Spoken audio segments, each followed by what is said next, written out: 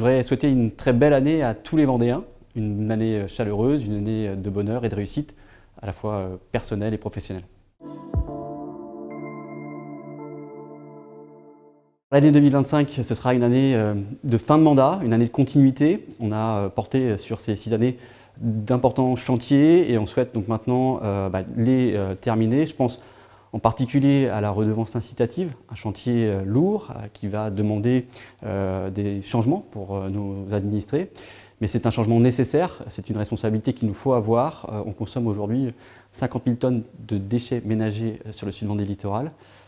10 000 tonnes d'entre eux sont enfouis, ce qui représente l'équivalent du poids de la Tour Eiffel. Donc il est urgent d'agir. C'est un chantier que nous préparons depuis de nombreuses années et on est là sur la dernière année avant la mise en application au 1er janvier 2026. Donc voilà, un chantier important mais qu'on va mener comme tous les précédents avec beaucoup de pragmatisme, de dialogue et d'échange pour le mener au mieux à son terme. Autre thématique sur laquelle on souhaite travailler sur cette année 2025, c'est bien évidemment les mobilités. Sur notre territoire rural, on a besoin de trouver des modes de déplacement alternatifs. La voiture, on le sait, est difficilement remplaçable, mais pour autant, peut-être des changements d'habitude. C'est ce qu'on fait aujourd'hui avec l'application Caros, qui est un système de covoiturage qui fonctionne bien, puisqu'on a 2000 habitants du territoire qui utilisent quotidiennement cette application.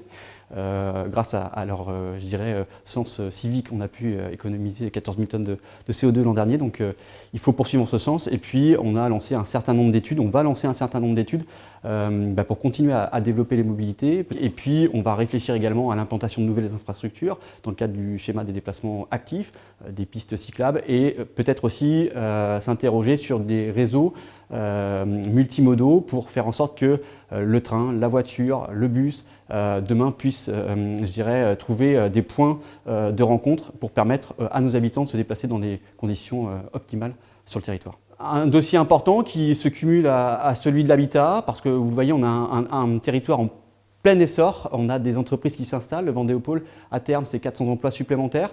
On a une problématique de l'habitat, donc on commence à la traiter à travers notre programme local de l'habitat. On a une problématique des mobilités, donc on se saisit de l'ensemble de ces dossiers pour demain offrir des conditions, les meilleures à nos populations, à la fois pour se déplacer, profiter des services qu'on peut leur offrir, et puis bien sûr travailler dans les meilleures conditions possibles.